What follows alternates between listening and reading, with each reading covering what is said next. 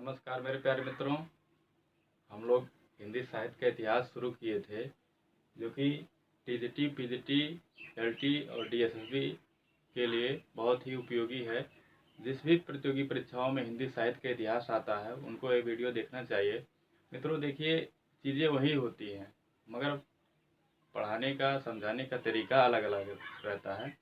और यदि मेरे पढ़ाने का तरीका जो है, समझाने का तरीका थोड़ा सा भी आप लोगों को अच्छा लगे, आप लोगों को फ़ायदेमंद लगे, तो मेरे चैनल को लाइक और सब्सक्राइब ज़रूर कर दीजिएगा।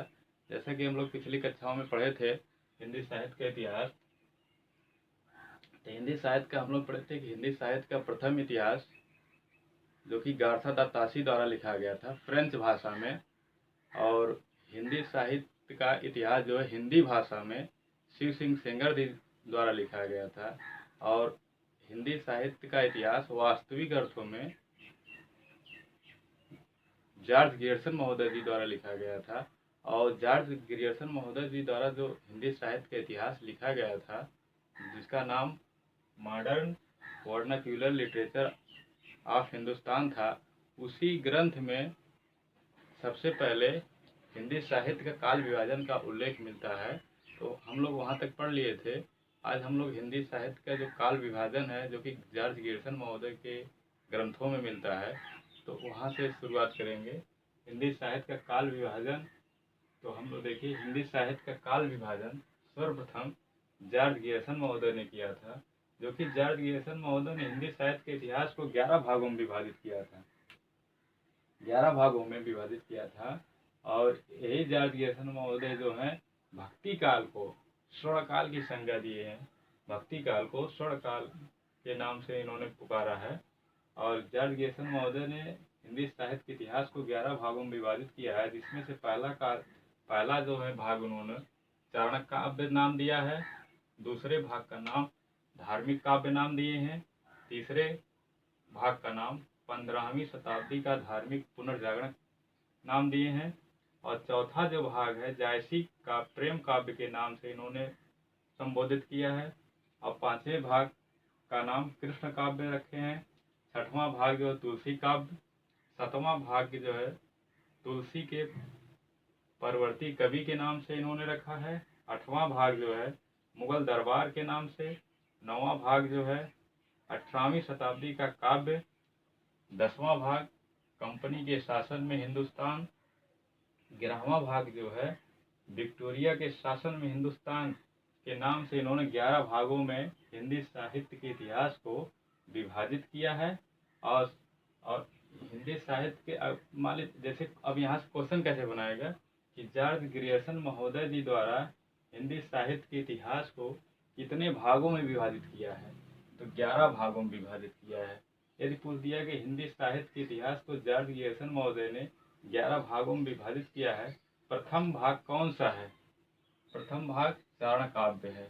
और अंतिम भाग पूछ दिया विक्टोरिया के शासन में हिंदुस्तान है। अब ये बीच वाला ज़्यादा ध्यान नहीं देना है आप लोगों को, बीच में ना ज़्यादा नहीं पूछता है। पहला और अंतिम जो है याद रखने की ज़रूरत होती है, क्योंकि पहला और अंतिम ज़रूर पूछने की संभावना पेपर में बनती है। मान लीजिए पूछ दिया कि प्रथम भाग कौन सा है, चारण काव्य के नाम से, अंतिम भाग विक्टोरिया के शासन में हिंदुस्तान। यदि पूछ दिया यहाँ से जॉर्ज ग्रियर्सन महोदय ने हिंदी साहित्य का काल विभाजन किस ग्रंथ में या किस ग्रंथ से मिलता है, तो जो इन्होंने जो हिंदी साहित्य का वास्तविक अर्थों में इतिहास लिखा था, जिसका नाम modern vernacular literature of Hindustan है, इसी ग्रंथ में जो है सबसे पहले हिंदी साहित्य का काल विभाजन का उल्लेख मिलता है, जो कि यह 1888 ईस्वी में लिखा गया था। कितने में लिखा गया था? 1888 ईस्वी में लिखा गया था। और ये जो modern vernacular literature of Hindustan इन्होंने ग्रंथ लिखा था, यह किस भाषा में था? अंग्रेजी भाषा में था। अंग्रेजी भाषा में था, जिसका हिंदी में अनुवाद डॉक्टर किशोरीलाल गुप्त जी ने 1957 ईस्वी में किया था। यदि मान लीजिए पूछ दिया, अब देखिए पेपर आयोग जो है पेपर में कैसे बना सकता है प्रश्न, उसको समझने का प्रयास करिएगा। जैसे दे मान ली पूछ दिया कि जॉर्ज गियर्सन महोदय जी हिंदी साहित्य के इतिहास को किस नामों से लिखा था? Modern vernacular literature of Hindustan के नाम से लिखा था। मॉडर्न वर्नाक्यूलर, आप दूसरा प्रश्न बना सकता है कि modern vernacular literature of Hindustan किस सन में लिखा गया था? तो 1888 ईस्वी में लिखा गया था। या इस प्रकार से भी प्रश्न बना सकता है कि modern vernacular literature of Hindustan किसके द्वारा लिखा गया था? जॉर्ज गियर्सन महोदय जी द्वारा लिखा गया था।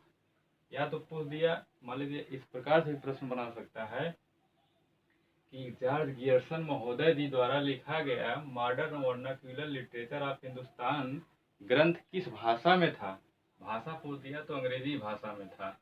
अब यदि मान लीजिए पूछ दिया कि जॉर्ज गियर्सन महोदय जी द्वारा लिखा गया हिंदी साहित्य का इतिहास का हिंदी में अनुवाद किसने किया था? तो हिंदी में डॉक्टर किशोरीलाल गुप्त ने किया था। यहीं से प्रश्न अगर बना दिया कि हिंदी जॉर्ज गियर्सन महोदय जी द्वारा लिखा गया हिंदी साहित्य का इतिहास जिसका हिंदी में अनुवाद डॉक्टर किशोरीलाल गुप्त जी द्वारा किया गया था, वह किस सन में किया गया था? यदि सन पूछ दिया तो 1957 में किया गया था। तो मित्रों इसी प्रकार से जो है क्वेश्चन जो है बनता है। और जॉर्ज गियर्सन, ये भी याद रखिएगा, जॉर्ज गियर्सन महोदय जी द्वारा भक्ति काल को स्वर्णकाल की संज्ञा दिया है। मान लीजिए प्रश्न बना दिया कि जॉर्ज गियर्सन जी भक्ति काल को किस नाम से संबोधित किया है? तो स्वर्णकाल की संज्ञा दिए हैं, या स्वर्णकाल के नाम से उल्लेख किए हैं, या इसी को स्वर्ण युग, कहीं कहीं स्वर्ण युग भी मिलता है, स्वर्ण युग भी मिलता है, स्वर्ण युग के नाम से भी इन्होंने संज्ञा दिया है। तो मित्रों जॉर्ज गियर्सन का एक काल विभाजन है। सबसे पहले हिंदी साहित्य का काल विभाजन जॉर्ज गियर्सन महोदय ने किया था। उसके बाद हिंदी साहित्य का काल विभाजन जो है मिस्र बंधु द्वारा किया गया था। और मित्रों इस चैनल को थोड़ा लाइक और सब्सक्राइब भी कर दीजिएगा, क्योंकि मैं अपने जान बेहतर देने का प्रयास कर रहा हूँ। 2-1 दिन में और अच्छी तरीके से देने का प्रयास करूँगा, क्योंकि अभी तो शुरुआत कर रहे हैं। तो आगे देखिए मिस्र बंधुओं हिंदी साहित्य के इतिहास को विभाजन किए हैं, उसके विषय में हम बताने जा रहे हैं। इसको आप लोग एक बार देख लीजिए, स्क्रीनशॉट मार कर लिख लीजिए, या तो इसको जो है, लेकिन इसको रिवीजन जरूर करिएगा, क्योंकि एक क्वेश्चन यहाँ से बनने की प्रबल संभावना रहती है। इसको 11 भागों को मत पूरा याद करिएगा, प्रथम भाग और अंतिम भाग ये बहुत ही जरूरी है आपके लिए। मान लीजिए पूछ दिया प्रथम भाग कौन सा है, चारण काव्य, अंतिम भाग विक्टोरिया के शासनकाल में। बस ये केवल निगाह से आप लोग इसको देखे रहिएगा, पढ़े रहिएगा, लेकिन पहला भाग और अंतिम भाग जरूर याद किए रहिएगा। पहला भाग कौन सा है, अंतिम भाग कौन सा है। तो मित्रों ये जॉर्ज गियर्सन महोदय जी का हिंदी साहित्य का काल विभाजन हो गया।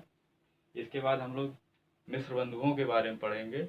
मिस्र बंधुओं ने हिंदी साहित्य का काल विभाजन कितने भागों में किया था, और मिस्र बंधु के अंतर्गत कौन कौन से कवि आते हैं, मिस्र बंधु कितने भाई हैं, हम लोग इसके बारे में अध्ययन करेंगे। तो मित्रों चैनल को भी लाइक और सब्सक्राइब भी कर दीजिएगा।